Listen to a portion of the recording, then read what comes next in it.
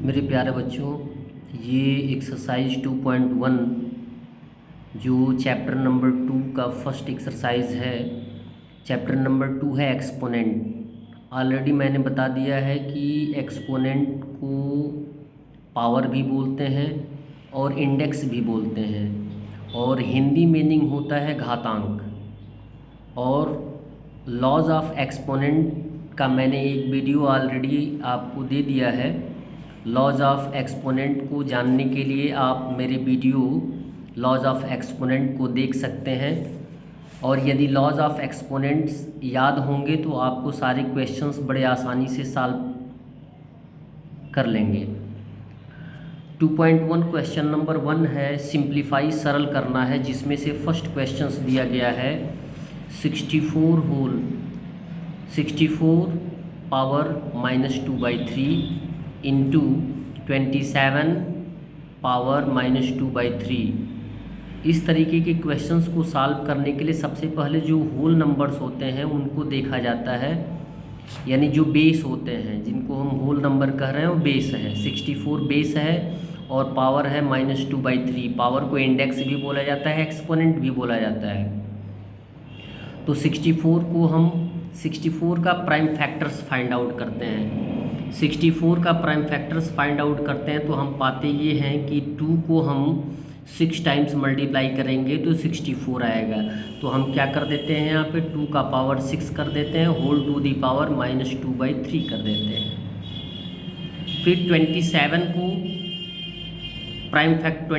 का prime factors find out करते हैं, यानी कौन प्राइम फैक्टर का मीन्स ये होता है कि कौन से नंबर को कितने टाइम्स मल्टीप्लाई किया जाए कि वह नंबर आ जाए। तो 27 के प्राइम फैक्टर्स फाइंड आउट करने के लिए by the LCM method we can find that number. 3 को 3 टाइम्स मल्टीप्लाई करेंगे तो 27 आएगा, यानी 3 का पावर 3 हो जाएगा, होल टू दी पावर -2/3। और जैसा कि आपको लॉज ऑफ एक्सपोनेंट्स में बताया गया है कि यदि a power m whole to the power n होता है तो हम क्या करते हैं, बेस को बेस ही रहने देते हैं, पावर को मल्टीप्लाई कर देते हैं। वही सिस्टम यहाँ भी होगा। यदि यहाँ पे 6 दिया गया है और पावर -2/3 दोनों दिया गया तो लिख देंगे 2 पावर 6 इंटू -2/3 इंटू 3 दिया गया है, 3 का पावर 3 है, होल टू दी पावर -2/3 है, तो 3 इंटू -2/3 लिख दिया जाएगा। मल्टीप्लिकेशन का मेथड आप जानते ही हैं। यदि मल्टीप्लिकेशन में रेड्यूस होता है तो रेड्यूस कर देते हैं, तो 3 1 जा 3, 3 2 जा 6, रेड्यूस हो गया।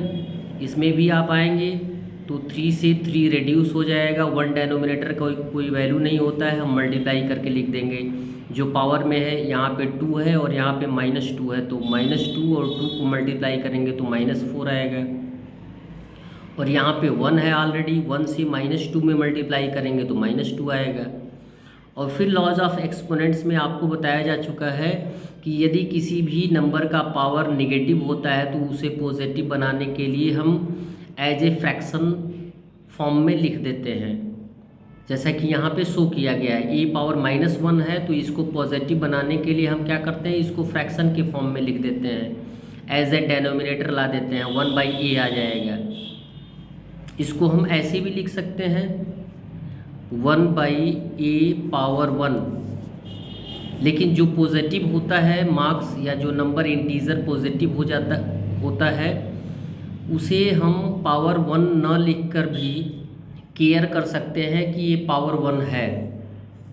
यहाँ पे हमारे पास आंसर आ गया 2 पावर -4 इंटू 3 पावर -2। दोनों नेगेटिव पावर है, इनको पॉजिटिव फॉर्म करने के लिए एज ए फ्रैक्शन लिख देंगे 1/2 पावर 4 इंटू 1/3 पावर 2।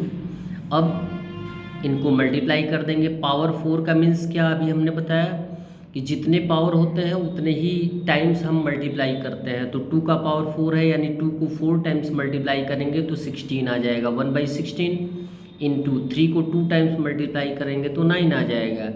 फिर अब इन तीनों को मल्टीप्लाई करके दोनों को मल्टीप्लाई करके आंसर लिख देंगे। 16 9 जा होता है 144, ये आपका आ जाएगा आंसर। वीडियो को लाइक एंड सब्सक्राइब करते रहिए। धन्यवाद।